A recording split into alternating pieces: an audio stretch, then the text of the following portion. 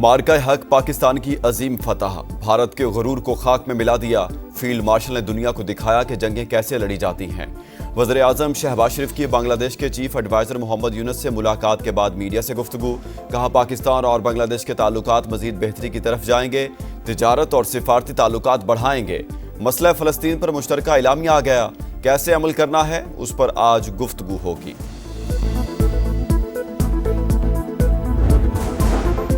پاکستان میں حالیہ سیلاب نے بڑے پیمانے پر تباہی پھیلائی۔ 2022 کے سیلاب سے $30 ارب کا نقصان ہوا۔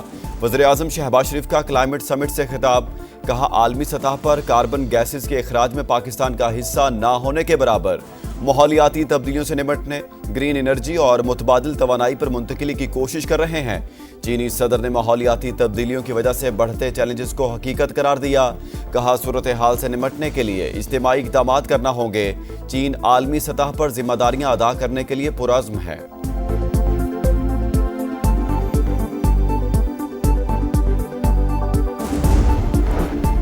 وزیر اعظم شہباز شریف آج وائٹ ہاؤس میں امریکی صدر کے مہمان بنیں گے۔ دو طرفہ تعلقات، تجارت اور سرمایہ کاری پر بات ہوگی۔ بین الاقوامی اور علاقائی امور پر بھی تبادلہ خیال ہوگا۔ ملاقات میں فیلڈ مارشل سید عاصم منیر بھی شریک ہوں گے۔ وزیر اعظم کا کل اقوام متحدہ کی جنرل اسمبلی سے اہم خطاب شیڈیول۔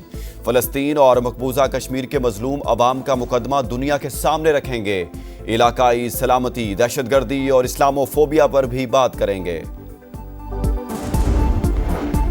عرب اور اسلامی ممالک کے رہنماؤں کا غزہ میں انسانی المیہ پر اظہار تشویش، فوری جنگ بندی کی ضرورت پر زور۔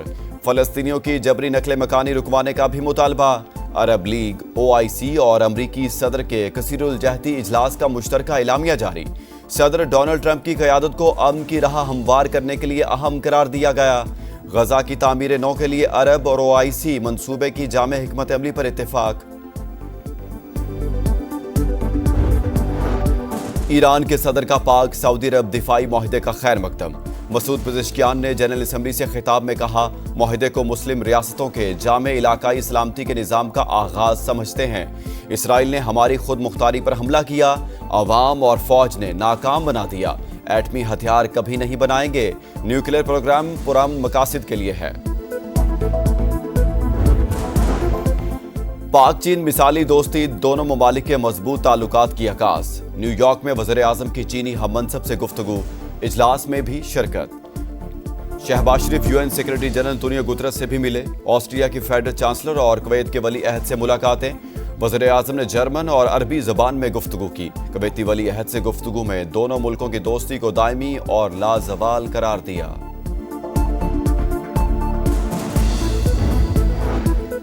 آرٹیفیشل انٹیلیجنس سے آئندہ کی جنگیں اور بھی زیادہ خطرناک ہو سکتی ہیں، وزیر دفاع خواجہ آصف کو خدشہ۔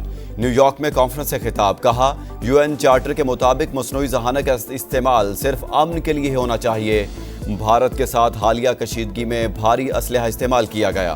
AI کے استعمال سے سفارتکاری کا راستہ محدود ہو جاتا ہے۔ پاکستان نے رواں سال پہلی AI پالیسی کا اعلان کیا ہے۔ نائب وزیر اعظم اسحاق ڈار کی برطانوی وزیر خارجہ سے ملاقات۔ علاقائی و عالمی پیش رفت اور باہمی دلچسپی کے امور پر تبادلہ خیال۔ درینہ شراکت داری، تجارت، سرمایہ کاری اور کثیر الجہتی فورمز پر تعاون سے متعلق گفتگو۔ اسحاق ڈار کا کثیر الجہتی تعلقات کو مزید مضبوط کرنے پر زور۔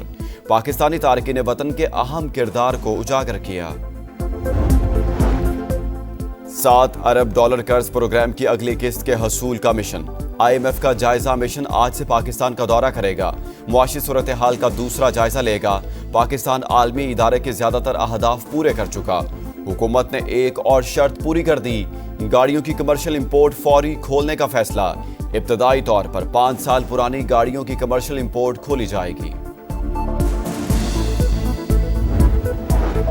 ود ہولڈنگ ٹیکس غیر شرعی قرار دینے پر حتمی رائے نہیں دی، اسلامی نظریاتی کونسل کی وضاحت۔ اعلامیے میں بتایا چند ارکان نے معاملے پر ابتدائی بحث کی، جس میں مختلف آراء سامنے آئیں۔ دیت کے قانون میں پیش کردہ ترمیمی بل سے عدم اتفاق۔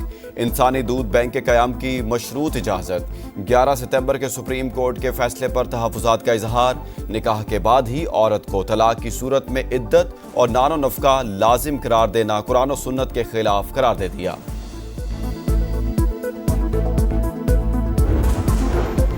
दहशत गर्दी के खात्मे का मिशन। सिक्योरिटी फोर्सेस का डेरा इस्माइल खान के इलाके द्राबन में एक्शन।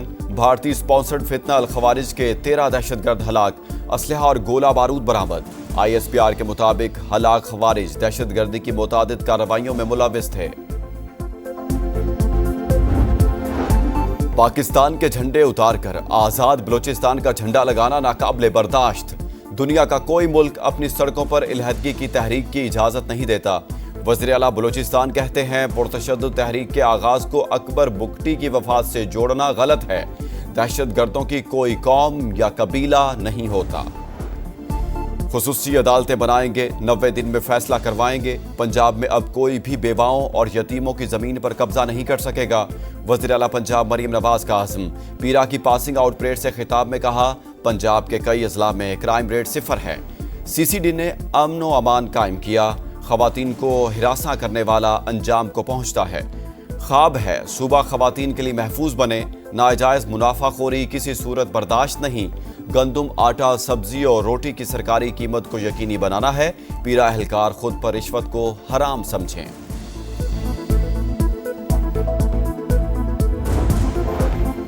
जिस तरह इलेक्शन हो रहे हैं उनकी अहमियत खत्म हो चुकी।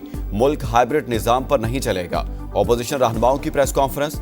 असद कैसर बोले, मरीम नवाज को चैलेंज करता हूं, आप 10 सीटें नहीं जीत सकती।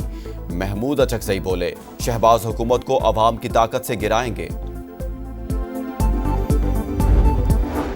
पीपल्स पार्टी से अच्छे की कोई तवक्को नहीं। जल्द पैरों तले से जमीन निकलने वाली है। MKM का सड़कों पर निकलने का इंदिया।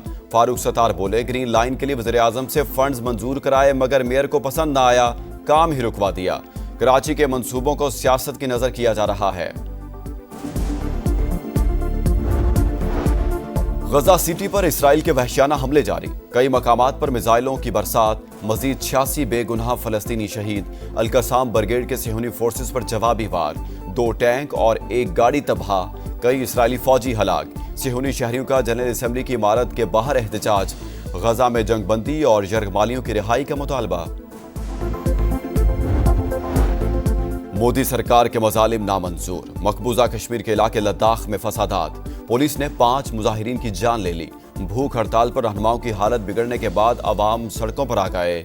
BJP के दफ्तर को आग लगा दी। पुलिस की गाड़ियां और दीगर सरकारी इमलाक भी नजरे आतिश।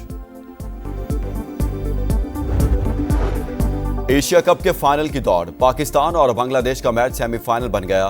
दोनों टीमें आज रात 7:30 बजे टकराएंगी। गलती की कोई गुंजाइश नहीं। फाइनल खेलना है तो बंगाल टाइगर्स को हर हाल में हराना होगा। शाहीन आफरीदी कहते हैं तीनों शोबों में अच्छा खेलना होगा। फाइनल खेलने और टाइटल जीतने आए हैं। और भारत को एशिया कप के फाइनल का टिकट मिल गया। सुपर 4 के अहम मैच में बंगाल टाइगर्स को 41 रन से शिकस्त। बांग्लादेश 169 रन के ताकुब में 127 पर ढेर। 9 खिलाड़ी डबल फिगर में भी दाखिल न हुए। सैफ हसन की जारहाना 50 काम न आई। भारत की जीत के साथ श्रीलंका का सफर तमाम।